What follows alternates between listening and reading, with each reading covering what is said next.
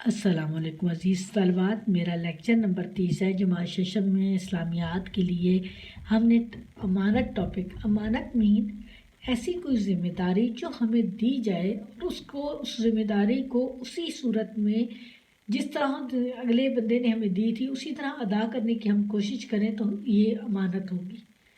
اگر اس میں ہم کوئی کمی بیشی کرتے تو یہ خیانت ہو جائے گی، ٹھیک ہے۔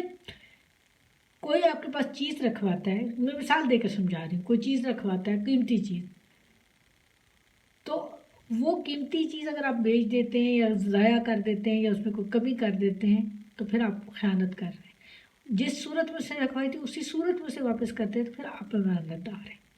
اور حضور صلی اللہ علیہ وسلم تو بعثت سے پہلے یعنی نبوت سے پہلے ہی امین مشہور تھے۔ لوگ آپ کے پاس امانتیں رکھواتے، اتنے بڑے دشمن تھے لیکن پھر بھی آپ کے پاس امانتیں رکھواتے تھے۔ ایک واقعہ بھی ہے، حضور صلی اللہ علیہ وسلم ہجرت نبوی جب نبوت کے 13ویں سال حضور صلی اللہ علیہ وسلم نے مدینہ ہجرت کی تھی، اس ہجرت کے وقت بھی آپ کے پاس امانتیں، جبکہ آپ کے جانی دشمن ہوئے تھے، گروہ تیار کیا ہوا تھا کہ آپ کو نعوذ باللہ جان سے مار دیا جائے، اس باوجود آپ کو ان کی امانتوں کی اتنی فکر تھی کہ آپ نے حضرت علی کو اپنے بستر پر سلایا اور کہا کہ صبح امانتیں واپس کر کے تم بھی مدینے آ جانا۔ یہ واقعہ بحیثیت امین کے میں ہے، موجود ہے، ٹھیک ہے۔ ہم کل یہ سلسلے میں یہ نبوت حضور صلی اللہ علیہ وسلم کو جب امانت دے کر بھیجا گیا، یعنی یہ دین بھی تو ایک امانت تھی نا جو اللہ نے ان کو دیا تھا، اس کو 23 سال تک وہ پھیلاتے رہے اور مکمل پھیلا کر دنیا سے تشریف لے گئے۔ اب ہم امانت کی اہمیت اور فضیلت کے بارے میں پڑھتے ہیں، اور اس پر ایک کوشچن ہے اور ایک اور کوشچن ہے جو پہلے پڑھ چکے ہیں، اس میں سے بھی ایک کوشچن ہے۔ وہ دونوں کوشچن میں آپ کو ریوائز کرا دیتی ہوں اور آپ لوگوں نے یقیناً کیے ہوئے ہوں گے، وہ پھر آپ نے یاد کرنے ہیں، ٹھیک ہے۔ امانت کی حفاظت، اس کی ادائیگی کی بہت اہمیت ہے۔ امانت میں خیانت سے معاشرتی نظام درہم برہم ہو جاتا ہے اور فساد پیدا ہوتا ہے۔ معاشرت کا ایک نظام ہے نا، یہ معاشرت اسی سے چلتی ہے، آپس میں ایک دوسرے کا خیال کر کے۔ امانت کی ادائیگی نہ ہونے کی صورت میں لوگوں کے جان و مال اور جائیدادیں سب غیر محفوظ ہو جاتے ہیں۔ اس لیے حضور صلی اللہ علیہ وسلم نے حجۃ الوداع کے موقع پر فرمایا، جس کسی کے پاس کسی کی امانت ہو تو اسے چاہیے کہ وہ امانت واپس کرے، قرض ادا کیا جائے، ادھار لی ہوئی چیزیں واپس کی جائیں، دودھ کے لیے ہدیہ کی، دودھ دونے کے لیے تحفہ طور پر دی گئی اونٹنی دودھ دونے کے بعد واپس لوٹا دی جائے، اور ضامن ضمانت کا ذمہ دار ہوگا۔ ضامن جو ضامن ہوتا ہے نا، جو کوئی معاہدہ ہو رہا تھا، ایک ضامن مقرر کیا جاتا ہے، یعنی وہ اس بات کی ضمانت دیتا ہے کہ دونوں فریقوں سے درست بات پر عمل کروائے گا۔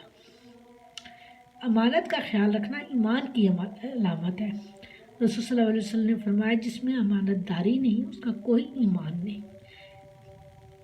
فلاح پانے والے اور جنت کے حقدار ہونے والے مومنوں کی دیگر خصوصیات کے علاوہ ایک خصوصیت یہ کہ امانتوں کی حفاظت کرنے والے ہیں۔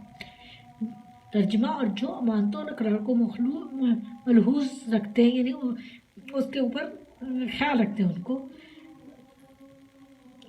اور جو امانتوں اور اقرار کو ملحوظ رکھتے ہیں مومن ہیں وہ لوگ۔ رسول صلی اللہ علیہ وسلم نے فرمایا، دھوکہ، فریب اور خیانت جہنمیوں کا شیوا ہے۔ کہ تینوں برائیاں، دھوکہ دینا، فریب، خیانت، جہنمیوں کا شیوا ہے۔ ہم جہنم میں تو نہیں جانا چاہتے، ہم اللہ کے راستے میں نیکی کی طرف جانا چاہتے ہیں۔ اس لیے ہمارے لیے بہت ضروری ہے کہ ہم امین ہوں، امانت دار ہوں، کسی کی دی ہوئی چیز کو ضائع نہ کریں۔ کوشچن نمبر 2 ہے، خالی جگہ پر کریں۔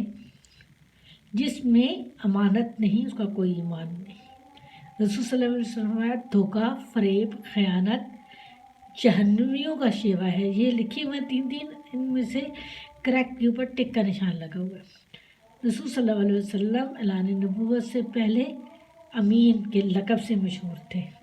امانت کا خیال رکھنا ایمان کی علامت ہے۔ یہ اب آپ کے ہیں کالم میں لائیے۔ امانت دار کو چاہیے کہ صاحب امانت کو امانت ادا کر دے۔ نمبر 1 اس کے سامنے آئے گا، جس سے مشورہ کیا جائے وہ بھی امین ہے، اور جو لوگ امانتوں اور وعدوں کو ملحوظ رکھتے ہیں، یعنی خیال رکھتے ہیں اس کا۔ محفل میں کی جانے والی باتیں بھی امانت ہیں. اس کے سامنے نمبر لگے ہوئے ہیں، کروایا ہوا ہے آپ لوگوں کو. محفل میں کی جانے والی باتیں بھی امانت ہیں. امانت والوں کو امانتیں ان کے حوالے کر دیا کرو. نمبر 5 اس کے سامنے آئے گا. یہ سمجھ آ گیا. آپ کوشچنز ہیں دو، میں اب بتا دیتی ہوں آپ لوگوں کو.